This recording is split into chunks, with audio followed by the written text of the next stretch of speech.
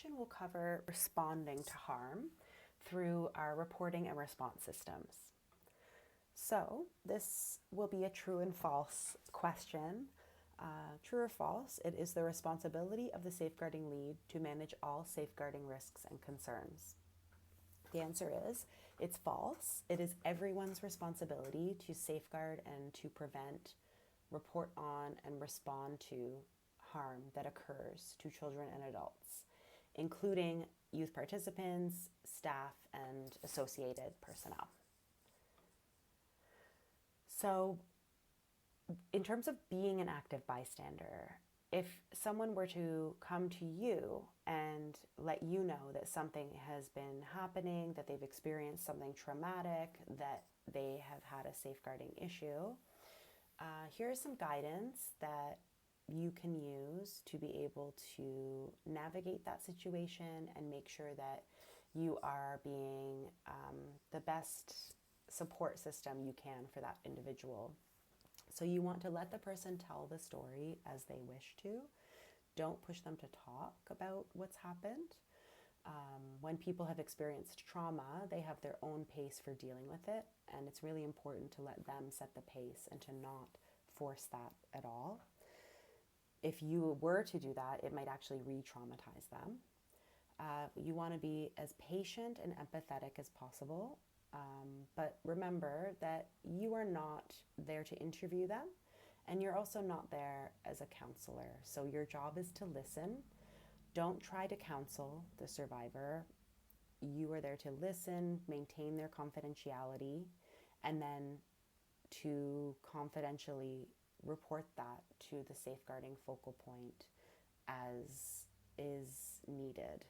So in terms of some things to say and what not to say, you should actively listen without judgment or editing the survivor's narrative.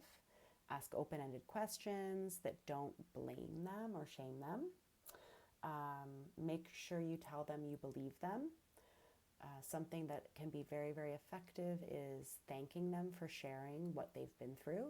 It takes quite a lot of bravery for someone to come to someone else and be vulnerable and share something traumatic that's happened. And so thanking someone can be a token of acknowledgement of that bravery. Remind them that what happened is not their fault in any way. There's also some suggestions of what not to do. And so those are listed there. And we can find opportunities to practice these best practices in later onboarding opportunities. So in terms of reporting, this depicts our reporting information in terms of DOTS reporting team members. So any going beyond team member can come to our safeguarding team at any point, and we have all of our contact info included here. So the safeguarding team includes myself, Ulala, and Sakela. And we have our information here and our geographic locations. In terms of going beyond staff responsibilities for reporting, we need staff of going beyond team members to understand how to report a safeguarding incident that either you have experienced or those you have witnessed. Understand that you do not need to be sure if an incident has occurred. Even if it's a rumor, you have a duty to report this to the safeguarding lead. You are not a counselor, so if you hear of a safeguarding incident, you should confidentially report the incident to the safeguarding lead, and they can provide tailored support to that survivor and seek the appropriate support they might need and next steps. Our reporting systems are confidential. There's also a zero retaliation policy for someone who reports any incidents in good faith, even if the complaint is found out to be false. If you do report a safeguarding incident, DOT will work to provide survivor-centered support.